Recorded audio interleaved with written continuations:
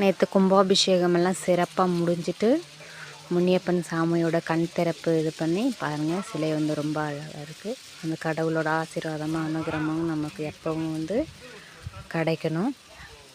So நல்லா வந்து க்ரியேட்டிவான heart இது மேக் பண்ணியிருக்காங்க. பெண்கள் வந்து சாட்டை போடுற மாதிரி பூசாரிக்கிட்ட இது, அப்புறம் காவல் இது மாவிளக்கு எடுக்கிற மாதிரி பம்பை அடிக்கிறாங்க ஒரு ஜென்ஸு. அதுக்கப்புறம் வந்து பாருங்கள், அங்கே சாமி நேராக அதனுடைய பார்வை வந்து மிரரில் விழுற மாதிரி மணியெல்லாம் வச்சுருக்காங்க, மேக் பண்ணியிருக்காங்க. இந்த பக்கம் வந்து நம்ம நாட்டோட வந்து பாரம்பரியம் அது இது பண்ணணுன்றதுக்காக கரகாட்டம் ஆடுற மாதிரி ஒரு பெண் சிலை வந்து வடிச்சிருக்காங்க. அதுக்கப்புறம் இது நிறைய ஊரில் பார்த்துருக்கேன்.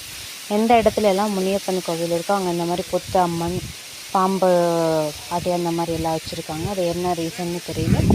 அப்புறம் கடவுள் பாருங்கள், இது கல் சிலை. நேற்று அபிஷேகமெல்லாம் வந்து முடிஞ்சு எல்லாம் கொலுவில் வச்சு இன்னும் 24 days 24 நாள் பூஜை கொடுக்கணும்னு சொல்லியிருக்காங்க. ரொம்ப அழகாக வந்து முனியப்பன் சாமி சிலை வடிச்சிருக்காங்க. ஸோ இந்த ஒரு நல்ல செய்தியை உங்கள்கிட்ட தெரிவிக்கணும் அப்படின்றதுக்காக இந்த வீடியோ வந்து அப்லோட் பண்ணியிருக்கேன். ஒவ்வொன்றும் ஒவ்வொரு க்ரியேட்டிவிட்டியாக வந்து இருக்குது. பாருங்கள், சாமியோட தோலில் வந்து சிங்கமெல்லாம் கர்ஜிக்கிற மாதிரி க்ரியேட்டிவாக வந்து மேக் பண்ணியிருக்காங்க.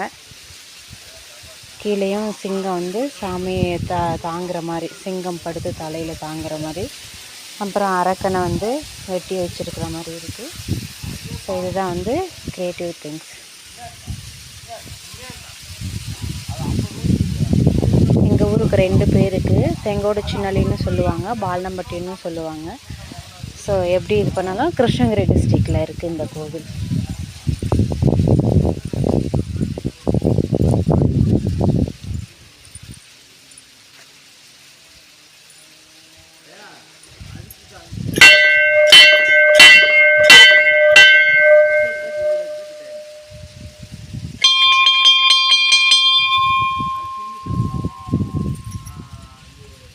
மீண்டும் இன்னொரு வீடியோவில் வந்து சந்திக்கலாம். உங்களிடமிருந்து விடைபெறுவது உங்கள் சசி.